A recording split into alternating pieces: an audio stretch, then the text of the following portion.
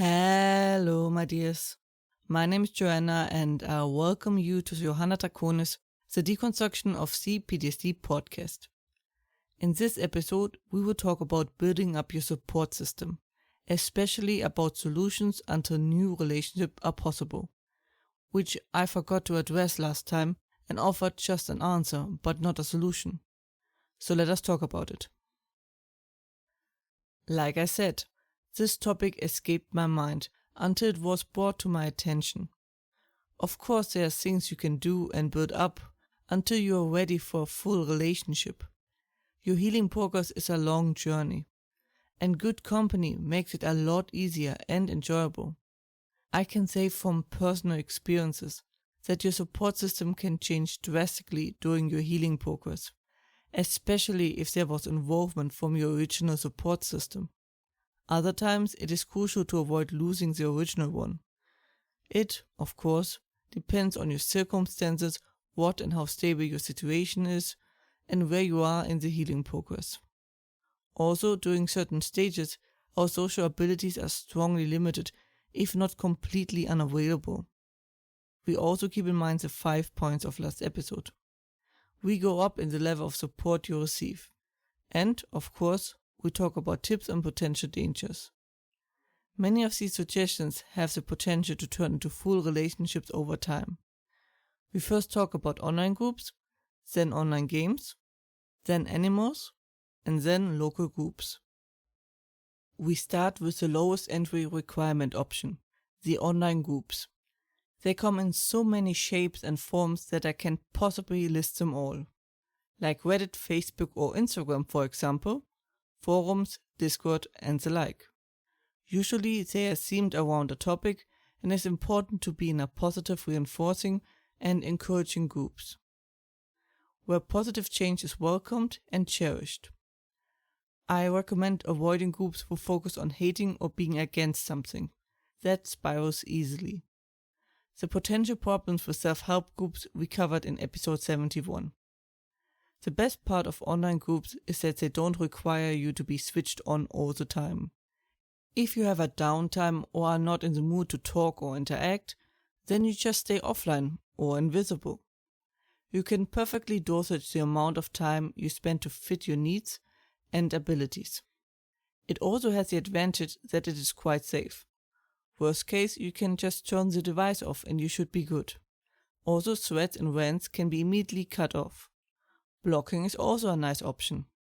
And, as many of you surely know, it is best practice to not give out your full real name, location hints, bank details, pictures, and so on. And of course, don't send money or be forced to help others by harming or exhausting yourself. Now to one of my favorites, online games. They have the aspect of social interaction, still the safety, and reward you with happy hormones for playing them. They go from farming together to fighting together to a mix of both. Basically, almost anything is possible. Especially RPGs have shown to be great for helping with depressions.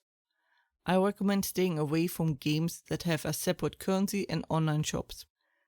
They can inflict addiction and have usually a lot of psychological mechanics and tools that work against you. If you struggle, your brain is especially vulnerable for those, and I strongly recommend keeping away from that. Best play games with an upfront money scheme that doesn't sell its currency in bundles and any powers, only cosmetics. But there are so many games that help you interact and play together with other people, while still being safe and able to leave anytime. I have so many great relationships I've formed with these, but also understand they are not for everyone. So I want to say that most people I met had some sort of struggle in their life and were very understanding of my own shortcomings and limitations. Isn't it nice to talk with people who understand? Then we have man's best friend, pets or animals in general, as they have a proven positive effect. Pets have the better benefit for you, if you can take care of them. Especially if you get babies, be it puppies, kitten or the like, which can be a full-time job on its own. and even more escalates your sleeping issues and your stress because you really have to worry about them. And especially puppies have a high tendency to just eat whatever they find. It is easier if the pet is an adult or already in the family. A strong recommendation is to test if you feel up to it and like it. Often animal places have walkers to help them walk the dogs or let you play with the cats first if you are not sure if you like it. They help against loneliness and help with the symptoms. They also have a strong stabilizing effect, give social interactions, the amount varies on pet and species, lower depressive symptoms, some force you to go outside, and usually generally improve the mood. I can strongly attest to that. But of course they require you to be able to take care of them reliably. Some need you to say no. Some need you wanting to interact with them, and you should at least be semi-stable. Those have the greatest benefit, but also have the highest requirements. Last but definitely not least, we talk about local groups. And it is true, local support is the best support, but also requires the highest maintenance, which makes it so hard to maintain or form while you fight your battles that are invisible to others. Best way to start is finding local groups doing an activity you enjoy. For example, board games, hiking, gardening, taking a walk, dog walking, and so much more. Of course, it strongly depends on where you live and how many people are around you. These groups can be a great starting point for local friendships, as you usually know you have at least one thing in common. So it is best, at least in my experience, to just go there to have a good time and for the social interactions. You are more relaxed this way and things will come naturally.